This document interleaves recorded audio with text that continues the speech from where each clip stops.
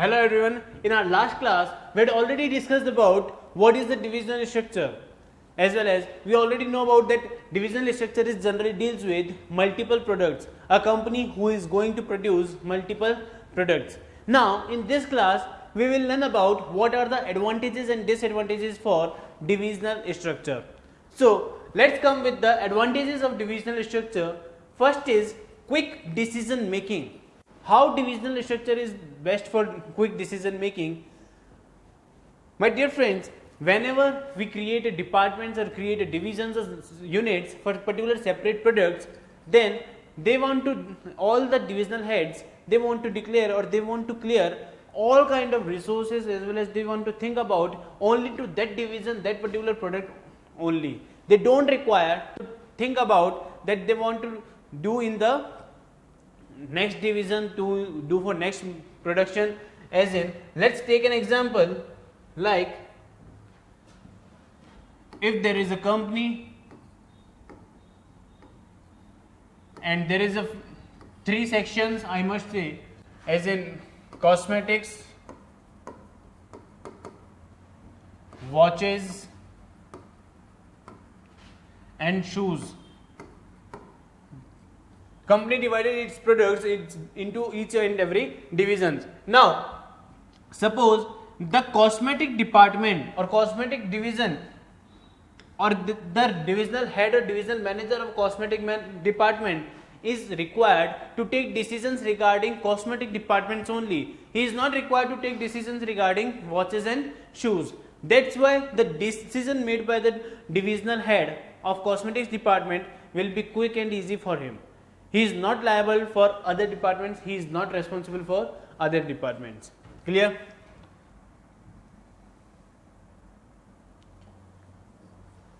Divisional manager can take any decision regarding his division independently, which makes decisions quick and effective. Divisional manager can take every decision. Next is divisional results can be assessed. Divisional results can be assessed means it is talking about that what are the profits or losses of each and every department, each and every divisions they are dealing with. Suppose their cosmetics department profit is 200 crores, watches department have profits regarding about 500 crores, and the shoes department have, suppose, the losses of rupees 100 crore. So it gives the profitable results, it gives the total result for each and every division, each and every department, where it tells about the net as per the company, the net effect to the company is 200 plus 500, 200 plus 500 and minus 100 equals to 600 CR is the actual profit of company. Actual profit of company. So it helps to decide, it gives you the results, what are the divisions or which is the division best for you, what kind of division or product you need to produce more and more, what kind of, how much resources you want to establish or you want to initiate in which department, as well as which department according to you should be closed. As in, for our example, if I have more resources, I will utilize resources on watches department. If I want to shut down or if I want to close my any product, then I will close my shoes department. Clear?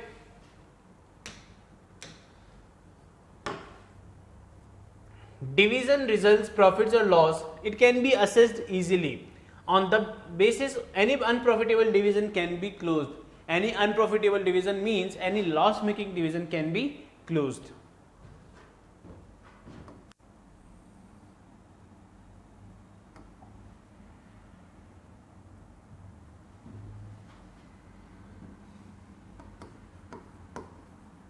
Loss making division should be closed. Yeah. Next is growth and expansion.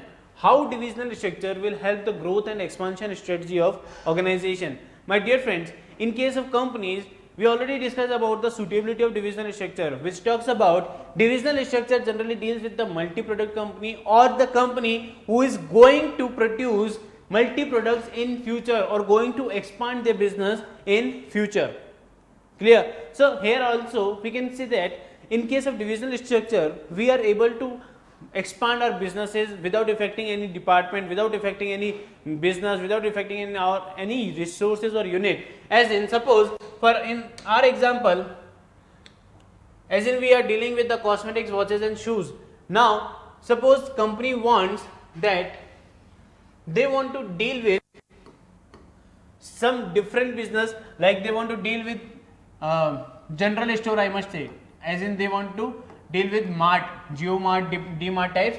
They want to deal with the general store department, or they want to deal with some different section, as in they want to enter in the automobile industry, etc. So these all can be informed, or it can be expanded without affecting any of the existing departments. Clear?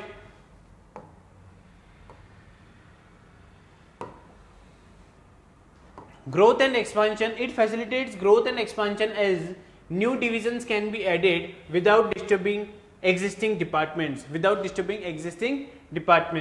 Clear? These are all about the advantages of divisional structure. What are the advantages? Quick decision making, as in it helps to divisional managers that they can take decisions on easy basis as well as on a quick basis, that they don't want to liable, or they don't are responsible for the other departments. Clear?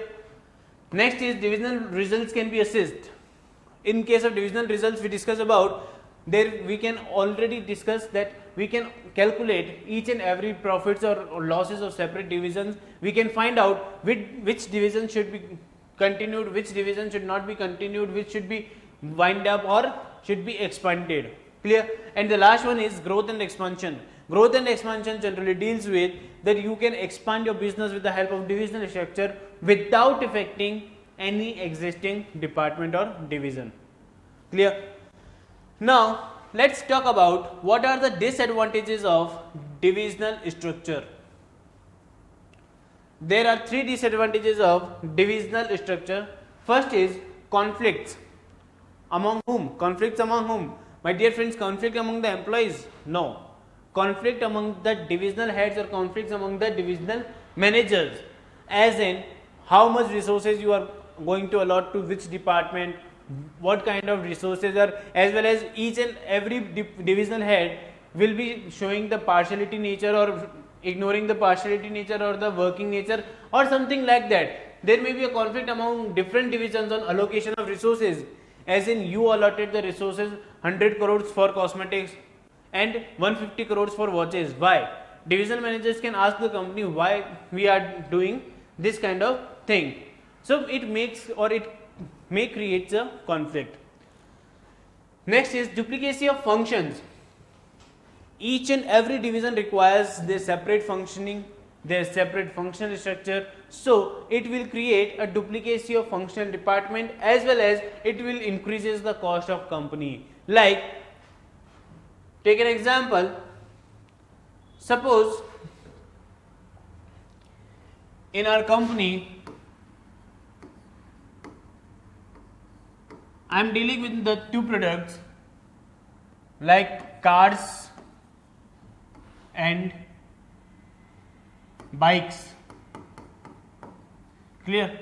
Now I want to create a functional structure in each and every product. In cars I need to require, suppose, production department, marketing department,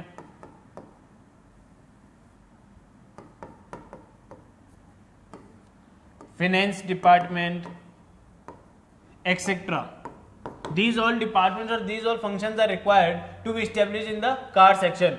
Now suppose in case of bike section I also require some functions like finance,